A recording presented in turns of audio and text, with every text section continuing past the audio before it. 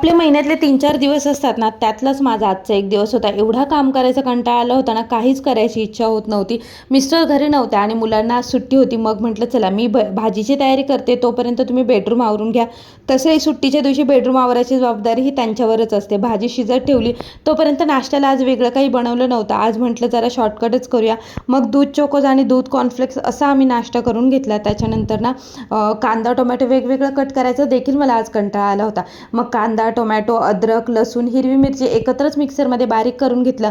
कढईमध्ये तेल घातलं, थोडंसं बटर घातलं आणि त्याच्यामध्ये ना ते वाटण मस्त परतवून घेतलं. त्याच्यामध्ये नंतर पावभाजी मसाला आणि लाल तिखट टाकलं. ज्या काही भाज्या आपण शिजवून घेतल्या होत्या ना, त्यासुद्धा त्याच्यामध्ये ॲड केल्या. गरम पाणी घातलं, मीठ घातलं आणि मस्त आपली पावभाजी रेडी झाली. मुलांना ती पावाबरोबर सर्व केली. त्याच्यानंतर त्यांना कांदा आवडत नाही म्हणून मग कांदा वगैरे काही दिला नव्हता. भांडे वगैरे घासून घेतले आणि काल डीमार्टमधून येताना ना 3-4 बरण्या आणल्या होत्या. त्याच मला घासून घ्यायच्या होत्या, त्या पण घासून वगैरे घेतल्या. आता द्वितीचे ना केस खूप वाढलेत, मग तिचा हेअरकट पण करायचा होता, तो पण केला. आता तो कसा झाला उद्याच्या शॉर्ट्समध्ये शेअर करते. तोपर्यंत stay tuned, bye. Do like, share, subscribe. इन्स्टाला बघत असाल तर फॉलो करा.